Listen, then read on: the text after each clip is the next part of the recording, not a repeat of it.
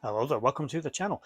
Now, if you're a regular to this channel, you probably already know this, but if you're not, I am more than just a huge sci-fi nerd, obviously massive Trekkie, but I am also a huge horror fan, and as of the uploading of this video, one of my favourite franchises is about to get a new entry, and that would be Scream. With Scream 7 coming out as of 2025, I wanted to cover a little bit about Scream. Bring people up to speed if you aren't already. If you want to recap and you don't feel like watching the first 6 movies, I'm going to give you a quick reminder of who all the killers were in the previous movies and a little bit about their motives. Obviously, we're going to start with the first movie all the way to number 6. If you've not already seen them, why are you watching this? Go watch them, because there are going to be massive spoilers. You're going to know who the killers are and why they did their dirty deeds.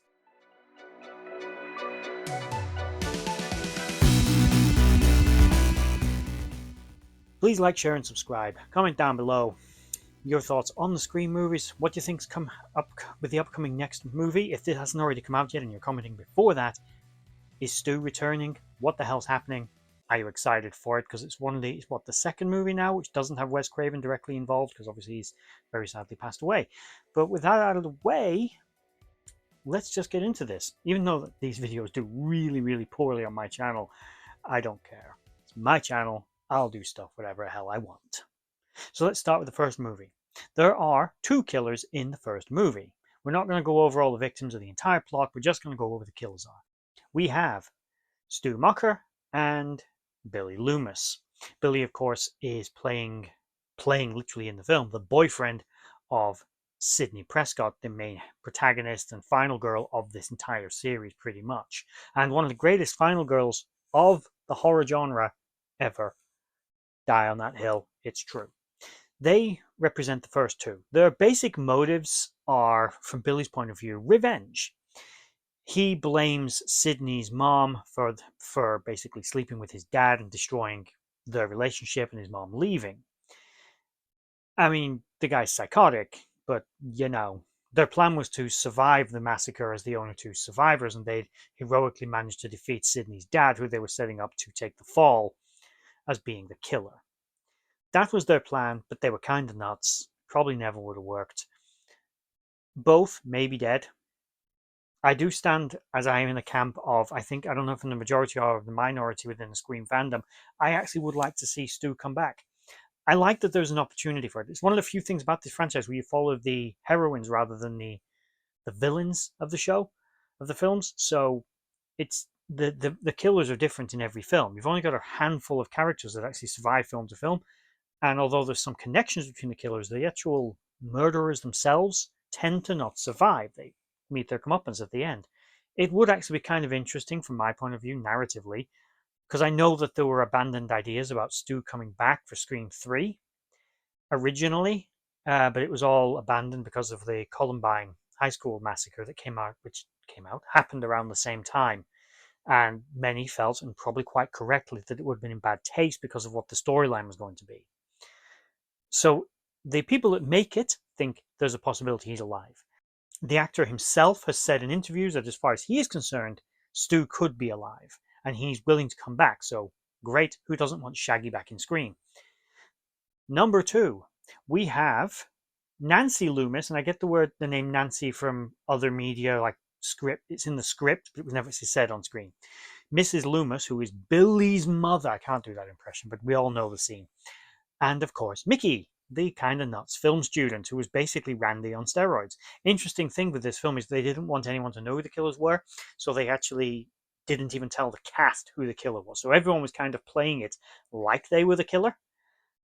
And they weren't told until like the last few pages of the script were given to them for the final end, because they didn't want it to be spoiled. Like I believe the original movie was actually spoiled. And as we were in the early days of social media, the internet becoming a thing, they didn't want it spoiling, so they kept it as close a secret as possible. Their basic motives were pretty basic and pretty old-fashioned, as Mrs. Loomis would put it. Hers was revenge. Billy was her son. She blamed Sidney for killing her son, because Sidney did kill her son. Had it coming? Yes.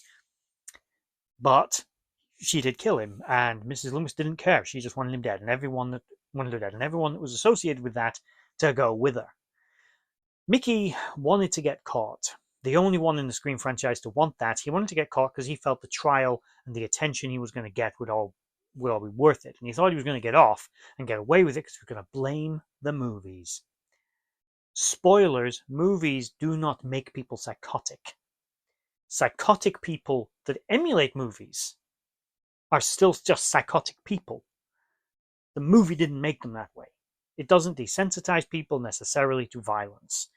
You've still got to have a predilection towards it. So Mickey was nuts, and everyone would have seen through that particular defense. The third film, Scream 3. Roman Bridger, Sidney's long-lost half-brother from relationships, shall we say, that her mother had while she was working in Hollywood. We don't know who his father was, but we do know that he was her half-brother, and that Sidney's mother rejected him when he tracked her down. And it's what kickstarted this whole thing. Roman Bridger was a director, actually directing one of the Stab movies that were based on the events of Woodsboro, which was the original movie, where the original movie took place. And Roman was the one that got Billy set up. And he actually told Billy, get a partner, because you need someone to sell out just in case you're caught. That's why he ended up with Stu. As far as we know, Billy is the one that still killed Maureen Prescott, but I don't know. I always thought maybe they were alluding that Roman might have killed her, but I actually think it was Billy that killed her because, as he puts it, he's a director. He directs. He got Billy to do his dirty work for him, along with Stu Macher. Roman's motivations were purely based on the fact that he was psychotic and he was a narcissist, and he was jealous of the life his sister had that he felt should have been his. Now, here's where I'm going to go a little bit off. There is, and I do this in air quotes, is a second killer in Scream 3, but only in the sense that there was originally supposed to be a second killer. Angelina, one of the characters, one of the cast, was actually playing Sidney in Stab, was meant to be the second killer. Late in production, after they'd already filmed most of the movie, they decided to make it just one killer, which required a few reshoots and some creative editing to make it make sense. Although, and I will shout out another channel here, there's a guy called Zach Cherry.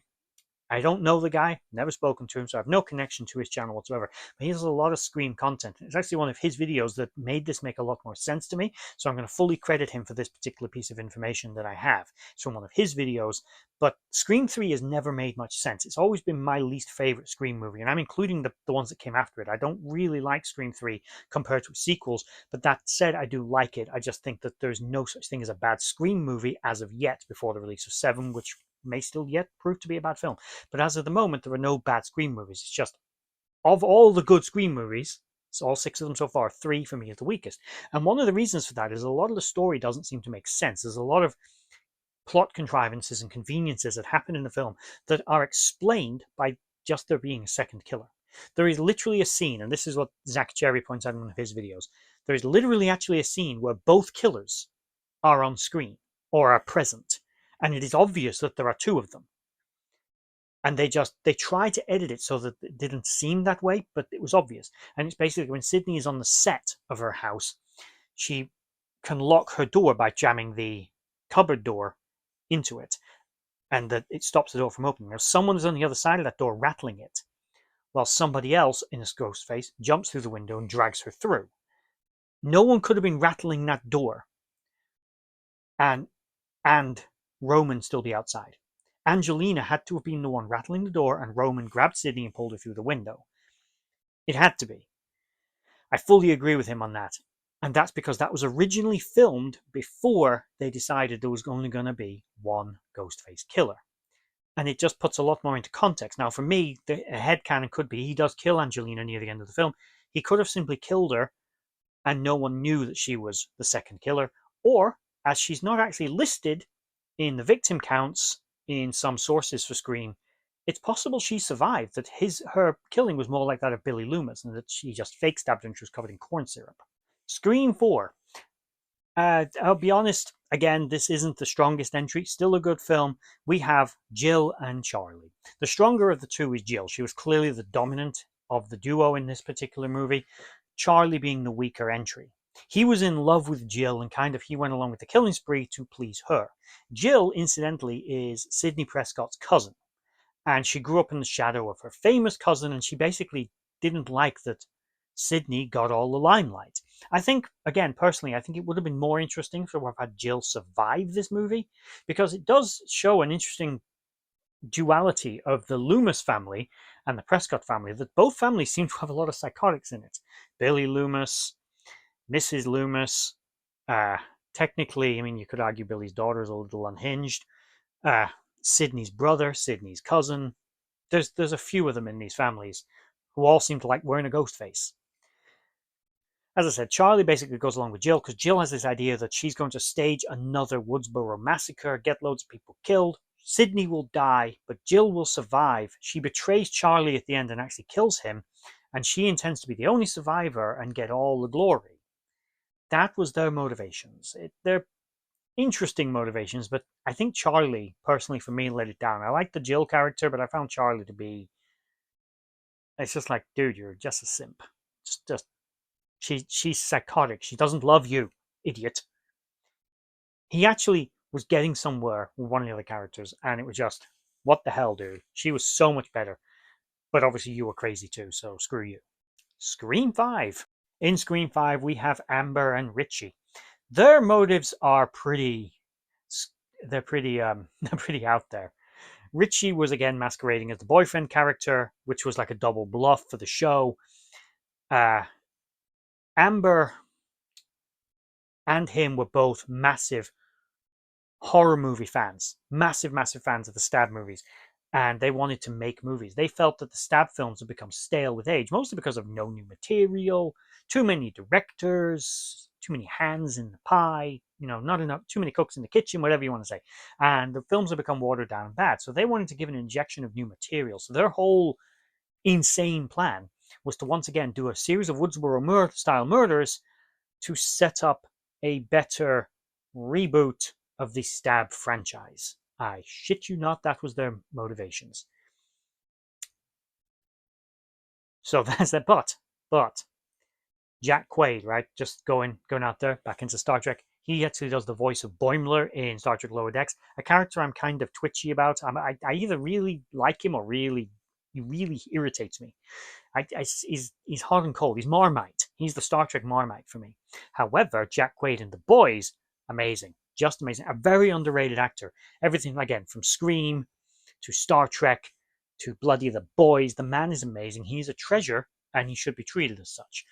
He is, as everyone is in this film, absolutely excellent. And although I do think the motivations of the killers in this film are probably the weakest in the franchise, it's still a good movie and there's still a good team.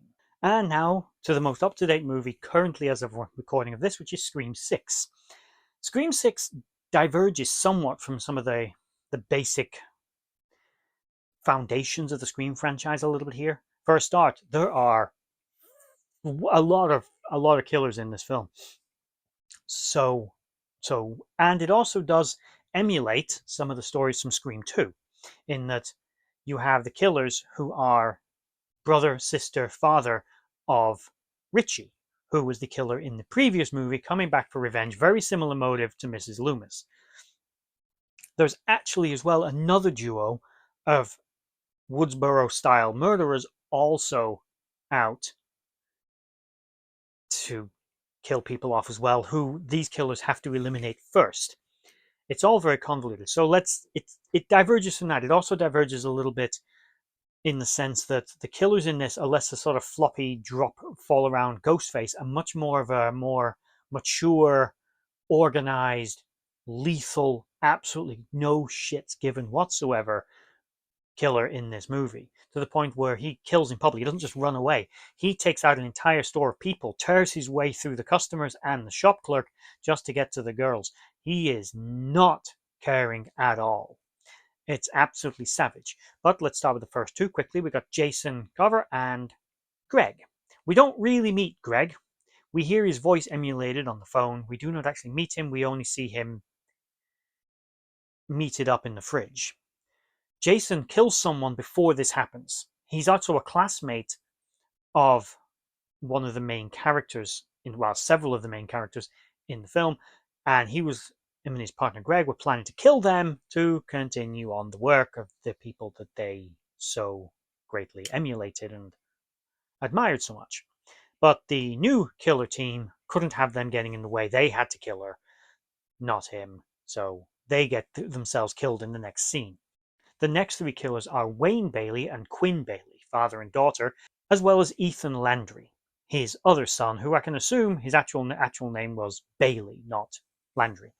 The three of them went as far as to fake Quinn's death. The dad was a cop, so he got himself put on the case. He faked his daughter's death by switching out the body. It was all kind of, you didn't see it coming. There's a lot of Easter eggs in this film as well, where they managed to hide a lot of stuff going on in the background. Multiple ghost faces, people like in Halloween costumes and stuff. They very successfully accomplish a lot of misdirection in this film, and I will give it that. It is, in my opinion, quite a strong entry into the franchise, which when it came out I wasn't actually expecting it to be, especially when I watched it and I thought they unmasked the killer. I thought that was very bold. Like in the first scene, he takes his mask off. We know who the killer is. Somehow this has turned into Columbo, but no, they then kill that killer off and it's back to normal. And I respect that. That was fine. It was a good subversion of expectations. I think that was really good. The plot being just a revenge plot, there's nothing wrong with it. It's tried and tested. It works. It's perfectly believable. But just, I mean, it does bring into question nature versus nurture. Richie doesn't seem to have been just unstable. His whole family are unstable. This was not a stable thing for a family to do. Even if you thought you wanted to avenge your dead son or your dead brother, you don't need to kill all those other people to accomplish that goal unless you yourself are psychotic. Just saying. So there's that. The film's, though, quite as many Scream films are, pretty grounded. It doesn't do like over the top anything. It does have some of the most brutal deaths in the franchise, and I think has some of the most savage killers in the franchise. It also establishes, I should point out, that Stu Macher is actually dead. But I still fall into the camp of I would like to see him return in Scream 7, which I don't know how he's returning in it, but I do know he's returning. But it could be in the same sort of way that Maureen Prescott appeared as like dream sequences in Scream 3, or it could be how Billy Loomis returned as a sort of hallucination his daughter was having, which, that girl needs to be watched. I know she's the survivor and she's the heroine, but she's hallucinating her serial killer father giving her advice on how to kill people. I mean, it's in self-defense, but she needs to be, under some kind of observation. But that is all the killers in the Scream franchise in a quick summary, which was meant to be a little quicker than that, but there we go. Who they were and what their motivations were, and where the Scream franchise effectively is up to this date with its killers. Who the next Ghostfaces are going to be in the next movie is anybody's guess. Again, that guy I represented before, Zach Cherry, his channel is excellent. He does a lot of Scream content. His videos are absolutely fascinating. He does much more in-depth deep dives, like which killer is who who kills who rather in each Scream movie. Those are really excellent videos. So check out his channel. I'm not going to link it. Just type it in, Zach Cherry. Again, don't know the dude, but his videos are really excellent. And as a huge Scream fan, I've really enjoyed his channel. So, go send him some love. Why not? With that said, we are now at the end of this video. I hope you enjoyed it. Please hit the like button. Try not to stab it. And if you made it all to the end, thank you for watching, and bye-bye.